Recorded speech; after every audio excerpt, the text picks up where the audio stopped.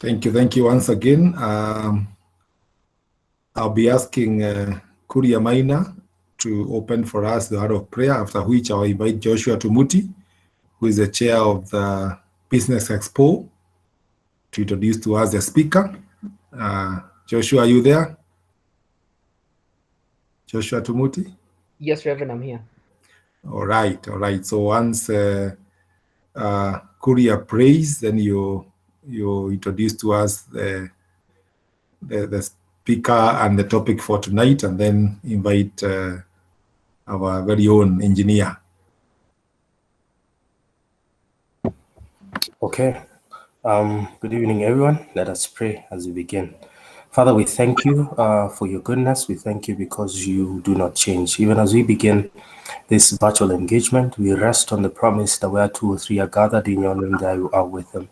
So we believe that you are here with us. We ask that you may teach us and be with us from start to finish. In Jesus' name we pray and believe. Amen. Karibu Joshua, you can do the introduction as the chair of that committee. Thank you, Reverend. So good evening, everyone. I greet you all in the name of Jesus Christ. I'm privileged to be part of the group that was planning the Business Expo. And we decided together with the group that engineer sensitizes you about how businesses can be run or built based on an innovation culture. So the discussion today by engineer will be building an innovation culture when it comes to the businesses that we have. We recognize that a great majority of our congregation owns businesses, and we want to give them an opportunity to display their businesses. Before we begin, I would just like to take a quick survey. Maybe you can raise your virtual hand if you own a business. If you can just raise a virtual hand if you own a business. So just go to options and raise your hand. I just want to take a survey of how many of us own businesses. I have there Kuria Maina, yes. Michael Kenothia. How many of us own businesses? I see Patrick Watene. Helena, yes. And as we do that, I also want to take a survey. How many of us have also registered to display as a vendor? How many of us have also been able to fill in the application form to be a vendor in the upcoming Business Expo, which is going to be held on September 5th? As a vendor to present, this is absolutely free. So I would really ask that all of us be able to, if you have a business or a consultant, to be able to display or to show what you're doing during this Business Expo. Please fill in the registration form. I'll be sharing it here in this platform, so you can download it from this platform if you've not seen it, and you'll be able to fill it and send it back to our secretary before the 22nd. So thank you, and I want to welcome Engineer Kamau to take us through the very needful discussion on building an innovation culture. Thank you, Engineer. Karibu. And also thank you, Rev, for giving me an opportunity to speak. Engineer Karibu. Okay, thank you, Joshua, for the introduction. I don't know whether it was complete or you left some details, but you can complete the details that I left out. I didn't want to take everything. I'll complete the rest. Thank you. I suppose I'm known to most of the people who are with us tonight, but just in case I'm not known, maybe I can put on the camera for a while so that you can see the person who will actually be facilitating. That is Kamau, and he is the one who will be facilitating tonight. I greet you all in the name of our Lord Jesus Christ, and welcome you to this engagement tonight. I'm a lecturer at JKUAT, Jomo Kenyatta University of Agriculture and Technology, in the Department of Mechanical Engineering. in the area of energy and environmental engineering. I'm also a director of intellectual property management at the same institution. Intellectual property management is something I'll be covering maybe later, so I don't need to explain now. Then I'm also a director of a state corporation known as Rural Electrification and Renewable Energy Corporation, where we are rectifying, our job is to rectify the rural areas so that we can motivate and get some of you get back to the rural areas and do something. Because we feel that over time, there has been a brain drain from the rural areas to urban centers. And in the process, the rural areas are suffering, and this country is not developing in a more uniform manner. And so I think that's why the government thought it's wise to rectify the whole place. And unfortunately, not very many people have gone back to the rural areas. A number of people have gone back. They are set up industries, and they are providing jobs to the people in the rural areas. I'm in this committee that is organizing for the expo. And as Joshua has said, it was found necessary that maybe we do a pre-expo talk, a pre-expo engagement on a very important topic that very close is very important to our business, and that is innovation. I have put together some slides. Which I'll run for maybe about 40 minutes, and maybe the rest of the time we engage in a Q&A. I'll try as much as possible to use terminologies which are not very hard to understand, so that I don't lose you as the audience. So I want to share the slides. And then I'll put off my camera, and then we can share the slides. You'll be able to see the slides on the. It looks like something is not right. Oh, I hope everybody can see those slides. Joshua? Yes, they are visible. They are visible. Yes. They are visible. Yes. And so that is it. You are saying that you want to build the topic is about building an innovation culture, at which I have said is very important for a business survival. Very important, especially during these times of COVID. You find that it is very important. I live in Jerusalem district, and I'm a member of the church. I want to begin by first of all introducing an index. It's called Global Innovation Index. This is an index that is used to rank countries globally. It is done every year, after the end of every year. And the very current results are for 2020. It actually ranks countries in terms of innovativeness. And in the 2020, about the first 10 countries out of 101 are shown on that slide. And you can see that it is constituted of mostly the European countries, with the exception of the Far East countries like Singapore, Republic of Korea, and Hong Kong. Singapore and the Republic of Korea, these are countries which have emerged. They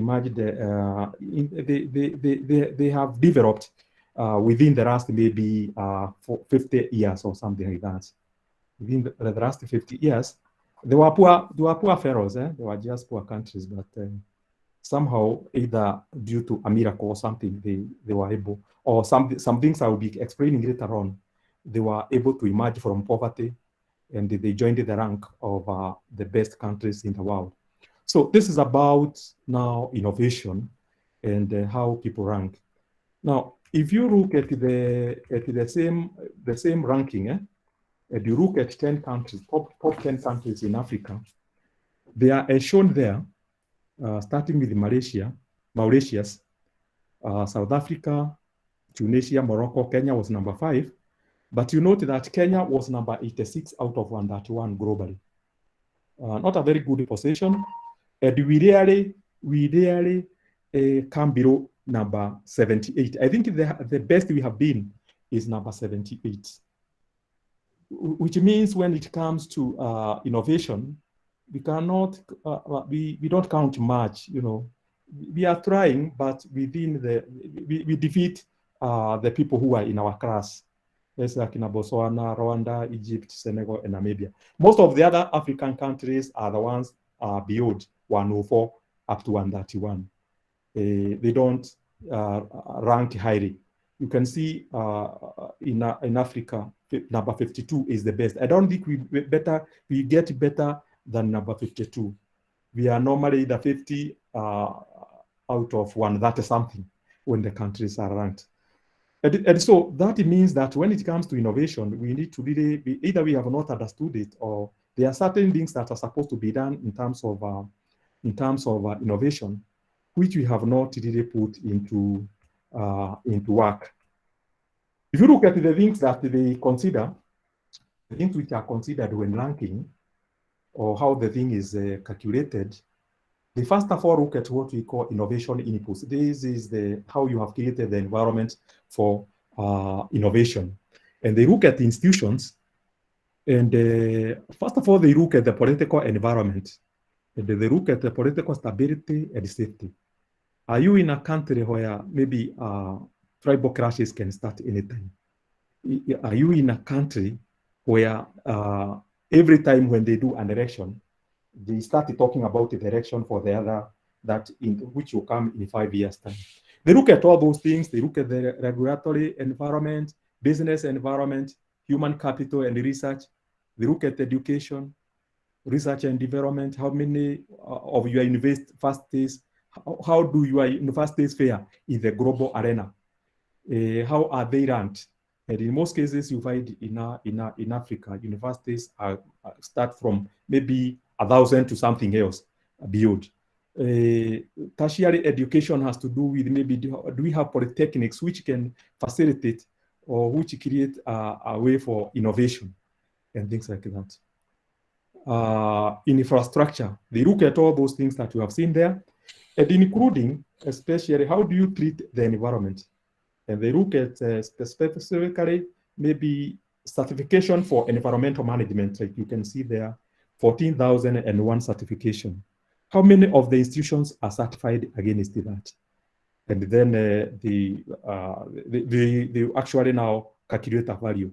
And D, market sophistication, credit, ease of getting credit, intensity of local competition. They look at all that. So they don't look at the very difficult things.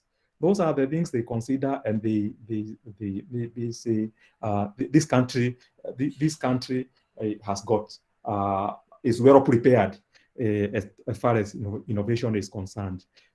Then they also look at business sophistication. They look at knowledge works, how many people are educated and to which level, and how much knowledge they put out into the institutions where they work. Then innovation linkages, university industry research collaborations, how much is that? And you find that in this part of the world where we live, particularly in our country, the university industry linkages are very poor. They are at the lowest. Then knowledge absorption and all those kind of things. Then they look at, after you have done all that, what are the outputs? What are the results? And they look at knowledge and technology outputs. And some of the things they look at are things called patents. I'll be discussing those ones later on. Knowledge impact, how the knowledge is impacting and creating growth, contributing to the growth of the economy, especially per capita GDP. They also look at ISO certification for quality management, quality culture. How well are you in terms of quality culture? Where are you in the group? Then knowledge diffusion, creative outputs, and things like that. So all these things have to do with innovation. And maybe these are areas where maybe we have not been opened to very well because of maybe the way the way we are socialized in our education and things like that. Then if that is the case, then you ask yourself, because like those countries have shown, how did they manage to get to those levels, and they're able to innovate better than we do? And this, when I was thinking about all that, sometimes back, not now, about 10 years ago, a challenge was thrown to me by the head of our institution, and I was asked to create an office called University Industrial Liaison, where you are going to link the university with the industry. And in that office, I was also supposed to create an intellectual property office. An office was going to create another office, but it was not, for me, I didn't really take that very easy, creating an IP office, because IP, or intellectual property, was something that I feared greatly. I didn't want even to find out the meaning. And so I was not very much interested in that, but it was forced on me. And I didn't have much choice but to try and find out what it meant. In the course of trying to find out what it meant, that is when I realized that I needed to go back to the creation, how man was created. Of course, the first verse, 27, that was covered very well on Sunday by Reverend Agora. You remember that those ones who attended the service, whether virtual or face-to-face, they know that he actually dwelt on that quite a lot. In fact, when he was doing that, I thought he would go down to the other one, and then it would mean my presentation had been covered by him on that day. Of course, he did in other slides, like where he compared hardware and software. And so I said it's okay. That is good. That is how the Spirit of God works. Now, if you look at 28, I've told you I actually came back to this when I actually gained more insights. I was more enlightened on what intellectual property was. And you can see in that, we can see instructions by God to the man and woman he created. And he said they should be fruitful and increase in number. That means producing good results. Producing good results. There isn't much to that. There isn't any other difference. Being fruitful is producing good results. Feeding the earth has to do with actually ensuring the number of people increase. There are more people, and you understand how that happens. Now, the thing that I asked myself is the word subdue. This word I had not really looked at it very keenly before. Even after going through the Bible quite a number of times, this is one thing I had not really internalized completely. And it is this point I asked myself, what were we to subdue? And what were we going to use to subdue? And I realized that maybe in the wisdom of God, he knew that when man started using the earth, so many things will arise which you require that they deal with them, they themselves. You deal with them through them. You deal with them through the person. And that is why maybe he put a brain, the intellect. The brain and the mind is about intellect. It was put above, it was put in our head, between the ears, so that when we start encountering issues, maybe we resort to that. We all remember that he did not create Adam and Eve and he put a vehicle or an aeroplane in the garden. No, those things were not there. But what God did is he put them in the mind for awaiting the time when they will be brought out, depending on whether the man wanted them to be brought out. Was thinking in that direction.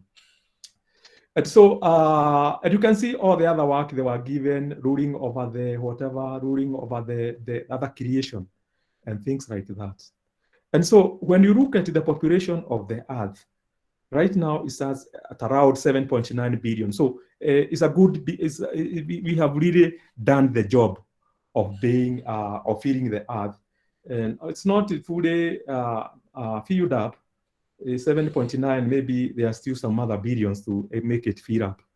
And you can see that 1.44 billion live in China. India has got 1.39 billion.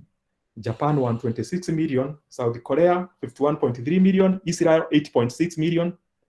Kenya 53 million. Israel, they live in a desert. That we know. That is common knowledge to everybody. They live in a desert, but they export, including food stuff, to other people. They have got enough to consume, and then they have got more to another amount to do whatever. They lead in technology, innovation. They are very good at that. If you look at that table of just a few countries, you find that we are the least developed in that list which I have given there. But what is common to all of us, all the people who are there, is that we have got intellect. And maybe the difference is how the intellect has been used for reasons. Maybe you understand later. They have managed to subdue anything that is likely to do whatever, and they have done things that sometimes we have to use. Cars, aircrafts, airplanes to fly from one side to another. The phones we are using, including maybe sometimes the clothes we wear. They are the people who have done that. So it leaves a question, what is the issue? How, because as I've said, we have got the intellect, and that was given to all of us, same, without really saying that this guy was given better than ourselves. No, we were given the same. But they themselves, they have innovated around the issues that they were trying to subdue them, have always tried to subdue them, and they are living better than we are living. If you look at maybe our situation as a country, there are a number of things which have subdued, we can say have subdued us to a great extent. You can see now we are in the era of COVID-19. This country does not have a vaccine. You have to rely on vaccine from other countries. When did they develop the vaccine? What were we doing? What is that we have done ourselves to make sure that we are contributing to the fight against COVID-19? We've been there just waiting. Then things like cancer, malaria, diabetes, etc., and things like that. They are overwhelming us. They are subduing us completely to the ground. But you find that all these are things which maybe God has foreseen and which He required us maybe in future to use the intellect to actually deal with them. It is about innovation. Anything you try to do to solve these problems is about innovation. If you look at poverty and you read literature from the various good sources, you find that about 19 million Kenyans, which is about 38% of Kenyans, live below the poverty line. And we are just comfortable, we don't seem to give it much thought or try to get out of it. We have got intellect. Unemployment, it starts at around 40%. We still happy, we don't have any problem with it. We don't seem to really worry too much about it.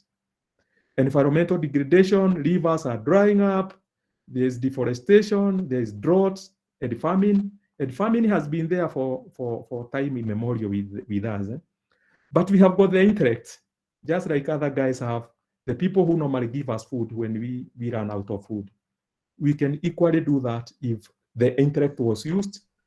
We can, of course, say maybe our soils are degraded, but we can innovate around the whole thing and get the soil back to normal so that we don't suffer the threat.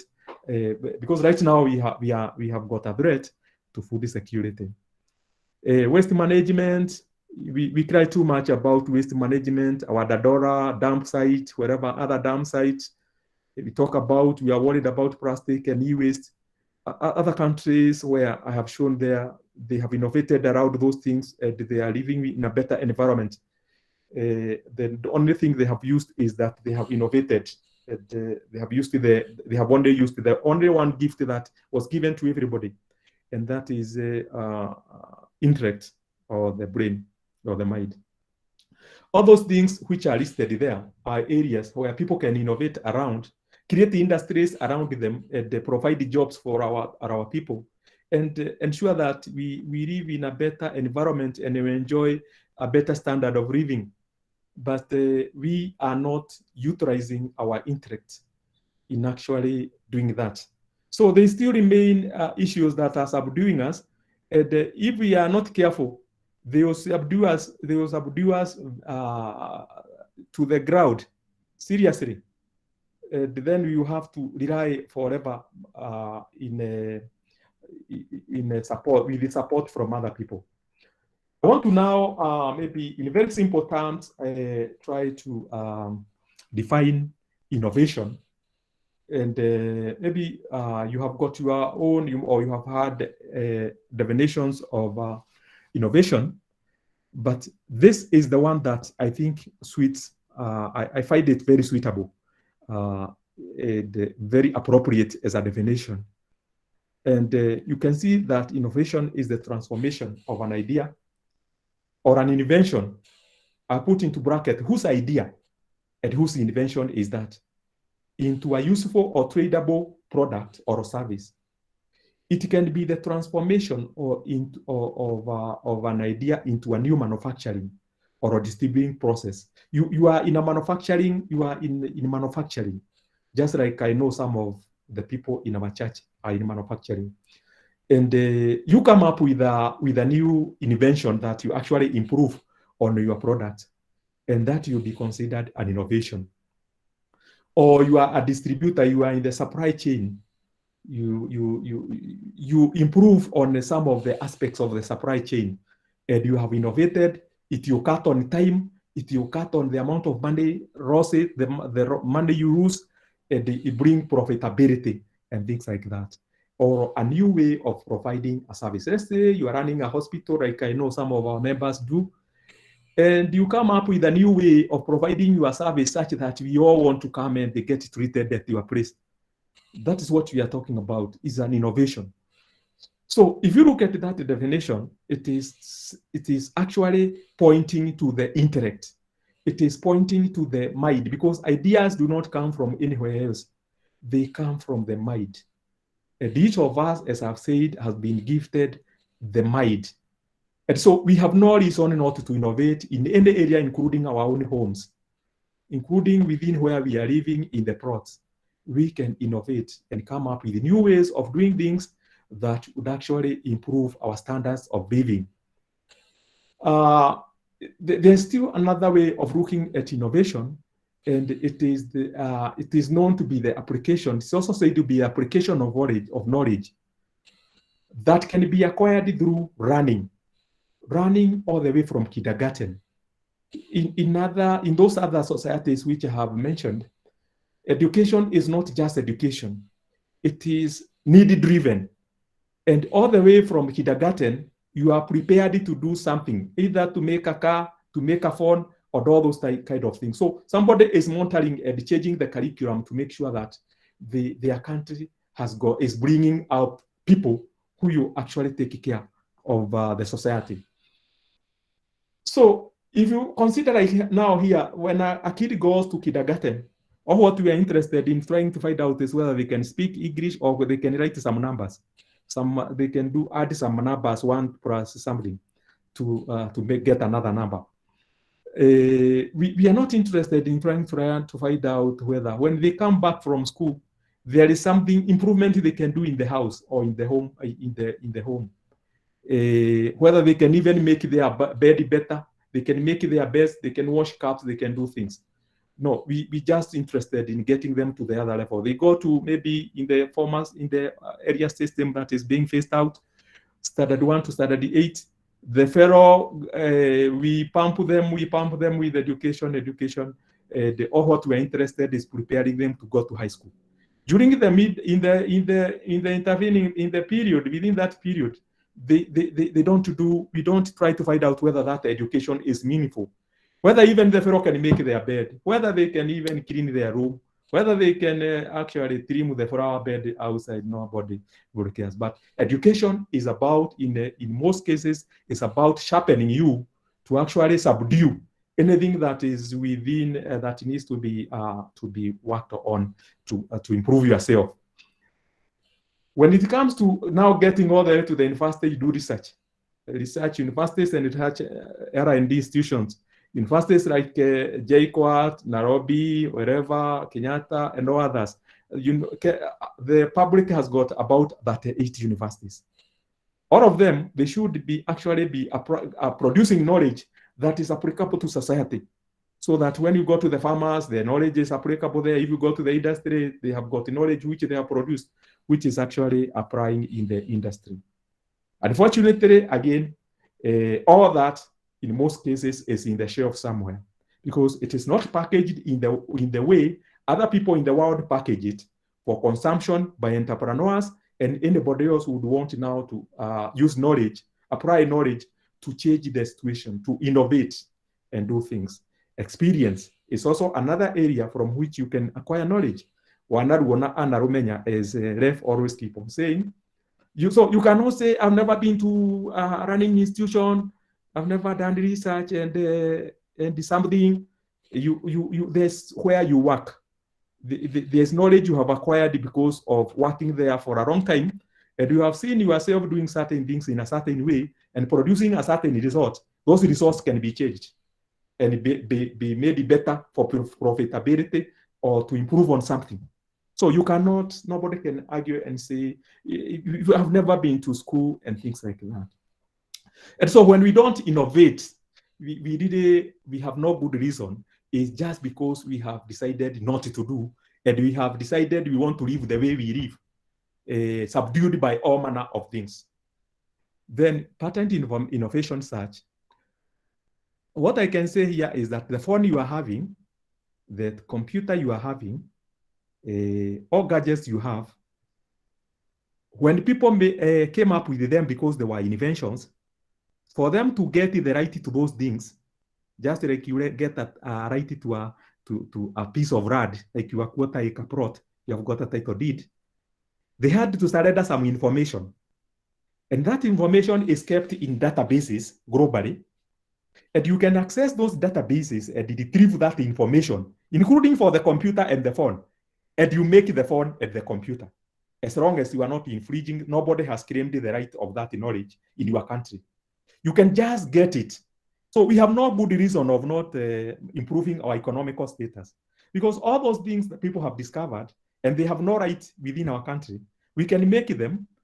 The only thing we cannot do is sell them to, if the origin is America, you do not take it to America. You sell it within Kenya. That is legal, and it is allowed for, and that was allowed for to help other countries, to get countries to use the information to develop themselves economically.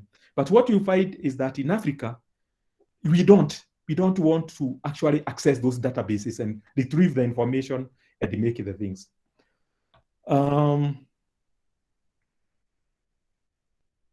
So when you talk of an innovation, I said you can ask yourself, whose idea is it?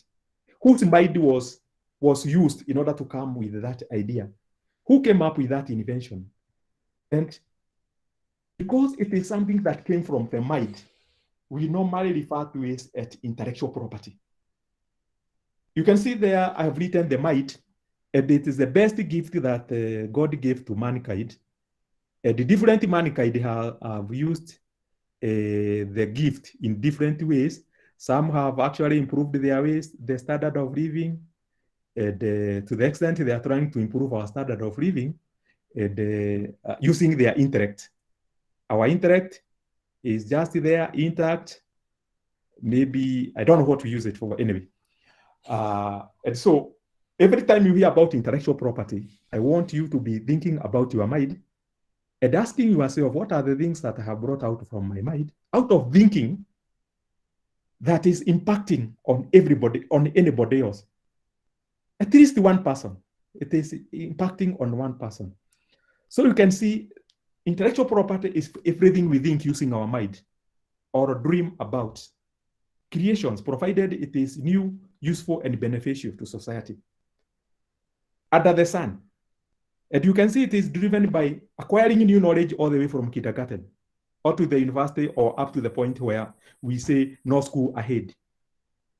Then desire to solve problems. In investigations, let's say like research that we do in the universities, tapping ideas from the customer. You have been doing a hotel. People have come in all the time and they are asking, they are making their comments about the food, and you can tap that the ideas from them and improve the kind of service you give to them, and that will be an innovation. It will be an innovation. Then things like imagination, you sit down and imagine. That is why we are given a brain to actually image things and bring them out. Most of the things you see were first imagined in the brain, in the intellect, and then they were brought out in form of a product. So imagination. What has happened to our imagination? What do we imagine? What do we think about? Then exposure. You have maybe traveled to other parts of the places, you have been exposed, and you have got now knowledge, and you can use that to bring out the things out of your mind that can solve problems. Experience, inspiration, curiosity. All those have to do with ideas. And what you normally come up through those, get out through those ideas is inventions, innovations, brands, designs, expressions, software, business methods. Business methods are things similar to M-Pesa. M-Pesa is a business method. And you have got your own way of protecting that. The guy who came up with that one ought to have protected that through maybe copyrights, non-disclosure agreements, those kind of things. Those could have formed a basis of negotiating with the people like Safaricom to ensure that maybe during the transactions, something drops onto into his wallet. I think he didn't that. I didn't do that. I think he was bought off, and maybe I don't know what happened. If you do not do the thinking, if you are not, don't really get down into thinking, you are not using the intellect, then you become a consumer or you arrive, and that is a disaster. That is a tragedy, because that is what simply we have become, and you have seen that most of the things that we use are either coming from other countries. They come from other countries. And as such, what we are saying is that we are not using our intellect.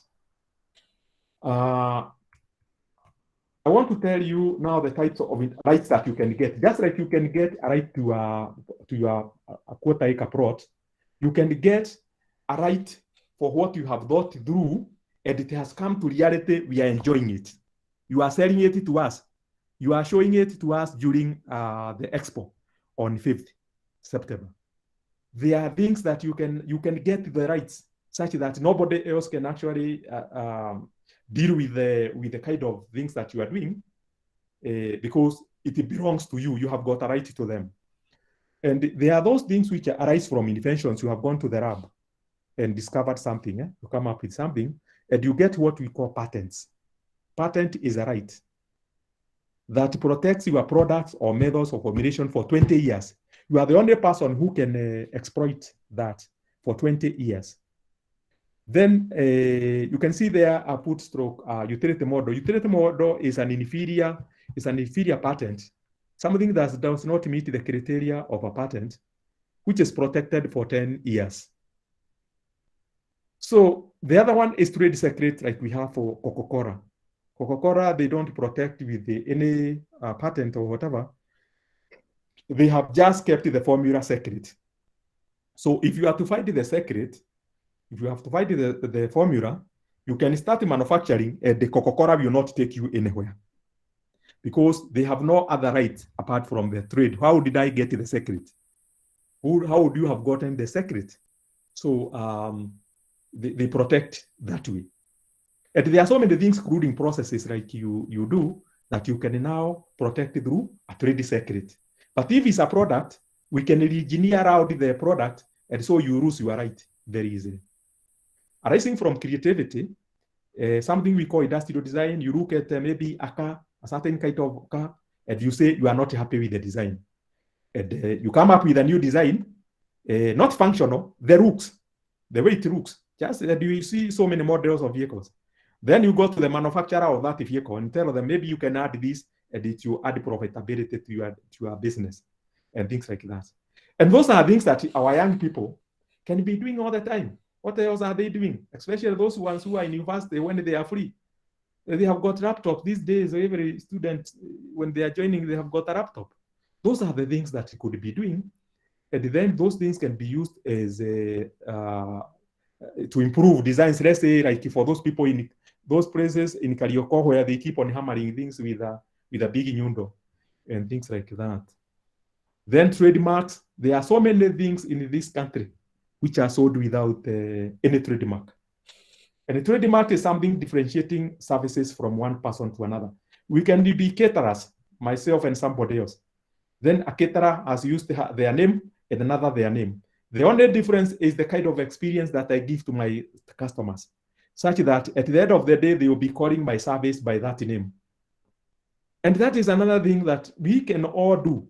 It is not done here in this country. You find so many goods which are sold without a name, which means somebody does not want to be identified, which means that person does not want to improve on their products and things like that. They don't want to improve on their services because, as I've said, you come out and say, this is me, when you are sure that whatever comes, you will be ready to start by it.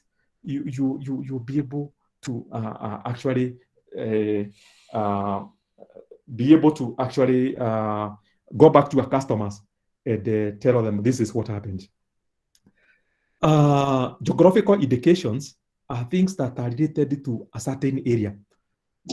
It's a trademark that is given to somebody because they are, let's say, growing coffee in a certain area where there is the coffee develops some certain taste, special taste, because of the soils and the conditions which is grown. So you can now, if you are growing coffee in a place like, let's say, which place? Let's say like Moranga, the coffee grown in Moranga has got a special taste because of the area it is grown and the processing that they take the coffee. They can actually market it under the name Moranga, which means that it can sell at a premium than when it is done the way it is done. That means a bit of research and what kind of a thing that is not happening very much in our country, but it happens very much in Ethiopia. And their coffee earns good money than the Kenyan coffee because they have been able to look at all that. Then there are things like copyright and related rights for books, lecture notes, publications, videos, computer programs, broadcasts, protection against unfair protections, and so on and so on. So these are some areas where I'm saying we are not very aware. This country, we have not been brought up to understand this thing and the role they play in business. But some of these, you'll be surprised in countries such as Korea. These terminologies are introduced in Standard 5. So a Standard 5 kid will be telling you what is industrial design, what is a patent, and some of these things, you'll be able to get them right. But in this part of the world, you find that they take a little bit a while to actually, you hear them later on, and they are very crucial to business and success to business and things like that. There is what we call business innovation. I'll move a little bit faster now. Business information, innovation, there are about 12 forms of business innovation. And those are the areas that you can look at your business, about 12 of them, and decide that there's something you can do to actually improve on your business. Do something or product on your product or a service to improve on it. You can have a combination of a number of them, put them together. And the way you do it, because you want to keep on surviving, especially on these times of COVID. You can see like now number 5 there, customer experience. It involves an innovation in the way in which customers experience service providers before, after, and during the interaction. Say you have more appealing waiting room. Let's say you have got a hospital, a more appealing waiting room, a consultancy room. You have got maybe a consultancy. The way you arrange your waiting room such that the customers feel like they can get what they want from your place. The offering of free tea, coffee, or courtesy call afterwards. All those kind of things are things that can actually make your business survive or get more customers. You can see another one, number 7, processes refer to the design of internal processes to ensure higher quality or faster turnaround time, bringing profitability and also getting customers to relate with you very well. You can see number 10, presence, use of new points where customers can buy their goods. You are a manufacturer or whatever, a distributor of things. You don't insist that they all come to town CBD. You can distribute it to other areas such that they have got experience. Then brand for innovation. You can actually expand your blood. And I've said most of the businesses that I see around, they don't have any blooding. And you can expand you can innovate by you actually expanding your brand. Like you can see, I've given an example there. You have got Ise, then you can have Ise car, Ise hotel, Ise something else, all of them called Ise. And then all what you need to do is make sure that the brand survives because we are offering better services than anybody else. Now, this is an additional now of the interaction. You can see time is not on our side. If you have got an organization, then one thing I'm going to tell you, which nobody told us, and if you wait, nobody will tell you, you only hear it from me. When you have got an organization, there are only 2 things that happen. Inputs are converted into outputs, either products or services. And one of the things which we have ignored is what I've shown on the bottom there, called intellectual property rights, procedure manuals, and policies. Intellectual property rights is the knowledge which is packaged and is a useful knowledge that you actually be processed or be used to process inputs into outputs. That one in Africa, we have been unable, apart from the South and the North Africa, we have been unable to package the information in a way it can produce products in the right manner, products and services. So intellectual property rights, like the patent, like the trademark, like all those kind of things, they should actually they form part and they form the biggest component, 70% of whatever happens in an organization. So if you don't have them, the chances are remote that your business will go anywhere. Procedure manuals. Do you have procedure manuals that can help you do something and duplicate it using the same manual? Using it. Policies. Do you have policies in your place? Most organizations in this country operate without those, and they do not have any room for the intellectual property, and we cannot actually achieve much. And we cannot really go in the direction or whatever. Now, this is another addition that shows innovativeness and industrialization. If you look at that map, that is a map of 2019 that shows the thinking, how people have deployed their thinking. They have brought it from the mind and how it is shown. This is a pictorial something showing where you see complete red. I hope you are seeing the same thing like I'm seeing here. Those are the people who are very innovative. Those are the people who see Africa as a market. You can see your Africa, how it looks like.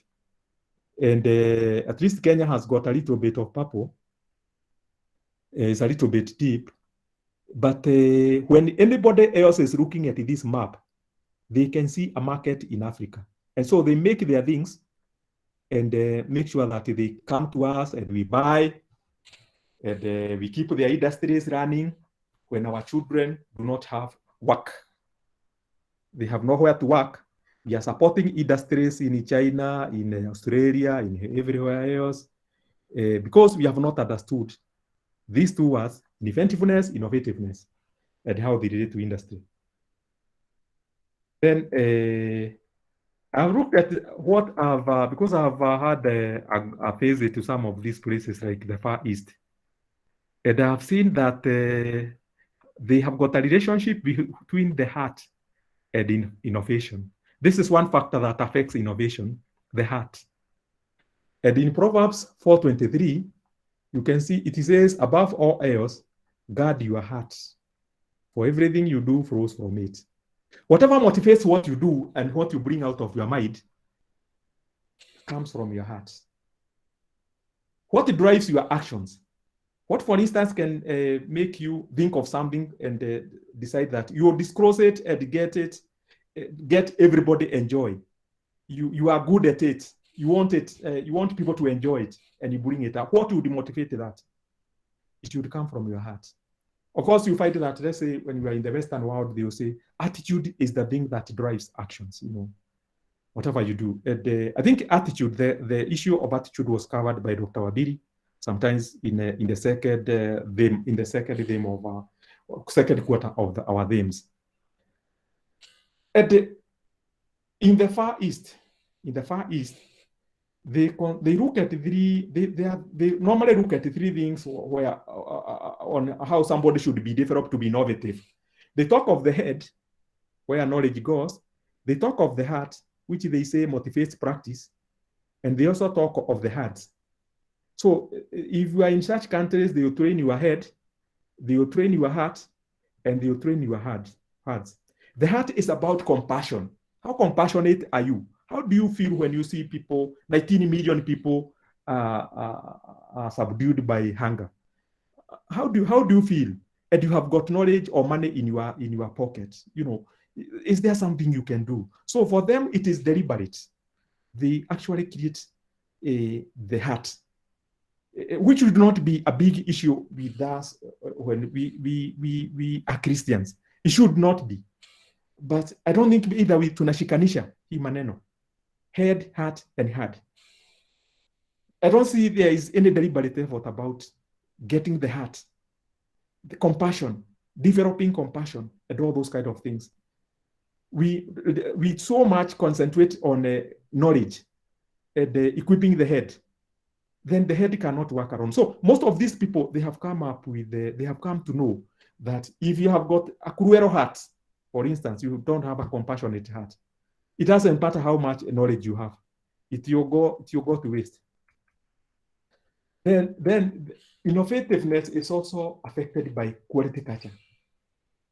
And that is a map, again, showing areas where the people have embraced quality culture.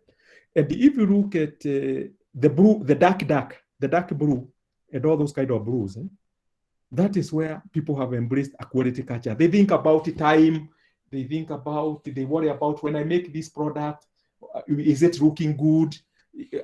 Customers are appreciating it, is it functioning? And all those kind of things. They think about all those things. Is my service consistent? Is it complete all the time when people come to pick it? They think about all those things because those are the characteristics of quality. And you can see our Africa, again, the way it looks like, where people are not known to be more thinkers. They are not using much of their intellect. They are also not very good at a quality culture. And until people embrace a quality culture, most likely they will not be innovative. And that is what has been found. Time is flying.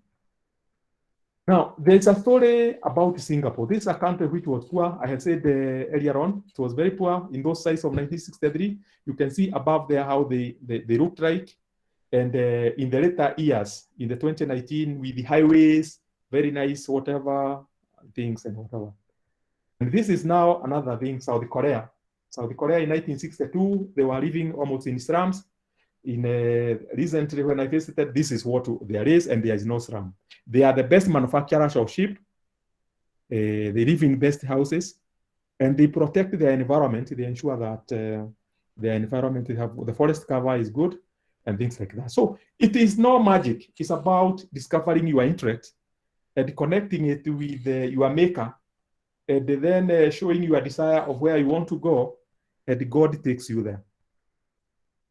Now, just because you might forget, these are the things that I have said that affect innovation. One is the level of intellectual property awareness. How much are we aware that our brain carries a car, carries an aircraft, carries a vaccine, carries a certain kind of clothing, of a dress, carries a certain kind of furniture, and so on and so on. How much are we aware? We need to be aware. And the moment you get aware, you rush back to that Genesis something. And you really appreciate, the first thing you appreciate God, and you see God in a different light than you have done before. Because that is exactly what happened to me. Then the thinking. Thinking is very important. Like I've said, most of the things that you'll be seeing are a product of thought. So what we are seeing and enjoying, the environment we are enjoying right now in our country is a product of the common thinking. Then attitude, capacity to discern. I remember Rev Calvin the other day actually talked about discerning God's will and work and things like that. And so that was covered very well. Then the desire to live well, a quality culture. Then knowledge is of importance. Knowledge that is geared at solving a problem, not just knowledge. There is miscellaneous knowledge and useful knowledge. I'm talking about useful knowledge here that is geared at solving a problem. Then infrastructure. Then the word honesty. One of the things that you find is difficult in this country and that needs to be worked on very fast before we are subdued completely is the word honesty. It is difficult to innovate in an environment which is not, which is full of dishonesty. Can the church actually intervene in any of these? Very much so, because it can actually help get people to it can inculcate some of the things that I have shown there. It can also provide some kind of an infrastructure. You can look at, if we talk of things that people are coming up with, it can actually intervene by providing maybe a facility, because infrastructure comes in form of maybe an incubation center, a technology park, and all those kind of things. And these are things which are limited, such that people have got ideas, but they don't know where they can go and get it grown so that it can become a business or an industry. And Shukari Parish can actually, because we have got even a school, and we have got the CBC thing now, the CBC curriculum. The church can actually intervene by ensuring that the knowledge that we are giving to those children can go to an incubation center somewhere. And by the time they are graduating from our primary school or secondary school, there's an industry that is associated with that kind of a thinking. There's nothing wrong in doing that. So what I keep on asking myself, if we are not innovating, we risk going the direction of this munyama you are seeing there, called a dinosaur. It also, millions of years we are told it lived on this earth. But somewhere along the line, because it was not able to discern, it was not able to think, its capacity of thinking is only 0.9 kg. That one of a human being is 1.4 kg maximum.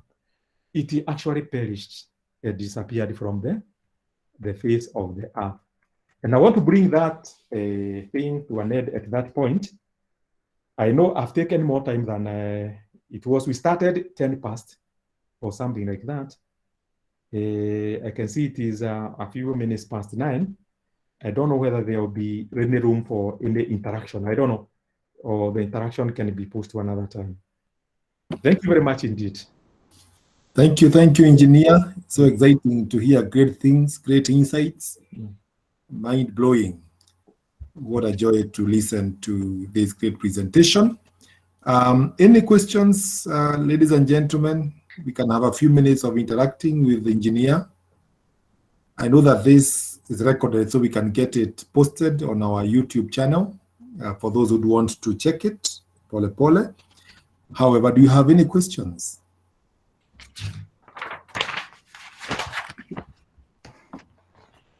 I can't see any hand up,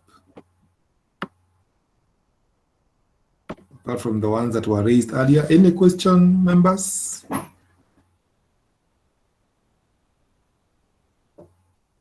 Maybe engineer, as the others ask, you talked about 3 things: the heart, the head. The third one was it the hand? The hand, yeah. Ya mkono. Yeah, mkono.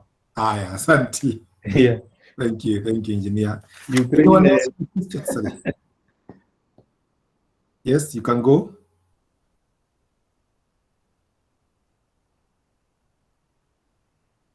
Any other question?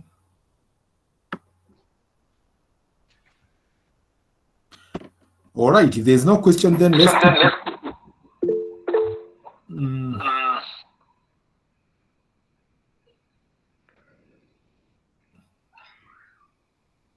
Yeah, someone is talking. Yes, maybe Engineer Kariuki, thank you very much for the very good presentation. And I see the passion with which you present this. And when you present, you set us thinking. I just want to inquire if you could work with the people like in Sukali who would have an innovative idea so that they move from just the idea and patenting to products. Or have you identified some people who can already move to products? Asante sana. Okay, thank you, Naomi, for that question. I would not have any problem working with anybody, especially including acquisition of the intellectual property rights. We are helping so many other people outside there. And it will not be, it would actually be of interest for us. For me, I would be very interested in actually helping people walk the path of growing their innovation right from the idea to a product or a service. Thank you. Thank you. Any other question? I know in the SPA building that we are bringing up, we'll be having an incubation center. I think we could start it earlier than the building is finished, so that by the time it's finished, we'll have more people, as the professor is saying. Thank you very much. Okay. Bonawatene is saying, unfortunately, our government does not support innovation, especially in Kenya. I don't know, Engineer, whether that is a comment from Watene. It is trying to actually do that, but I think the only thing we need to first of all accept ourselves is to understand innovation and what drives it. One thing I know for sure is that awareness about intellectual property and the roles it plays in the innovation, because you cannot innovate successfully without understanding the intellect. The intellect needs to be understood. And that no efforts have been done in this country. And that is why we graduate from all levels of education without understanding what we carry in our heads. So the area that I can fault the government is actually not ensuring that there is proper awareness, including in the rural areas, everywhere, because that is what they have done in other countries where they have succeeded. Thank you very much. I think you want to end it there. Thank you very much, Engineer, for the great insights. We would want to really invite you, and I know after this Business Expo, we can register for people who would want to be assisted as a journey that will start together. I think with that in mind, then, I would want us to close with a word of prayer so that we can say the grace together. Agreed? Yeah. All right, let us pray. Dear God, our loving Father, we thank you so much for Engineer Benson and the great insights he's brought to us tonight. We thank you, Lord, that you've given us a mind that can innovate. And thank you that, Lord, you've opened our mind to see great things that we can do. We ask that, Lord, that this knowledge will take us to another level, moving from just head to the heart and to the hands. We ask that, God, you guide us and bless us. For this we pray in Jesus' name. Amen. So we can all say the grace of our Lord Jesus Christ, And the Lord, and the fellowship of the Holy Spirit be with us now and forevermore. Amen. Thank you very much. Thank you very much. Let's keep registering for the Business Expo. It will be a great time. We are going to have it after each service. And say goodbye as we log out. Bye-bye, everybody. Bye-bye. Bye. Bye-bye. Bye. Bye.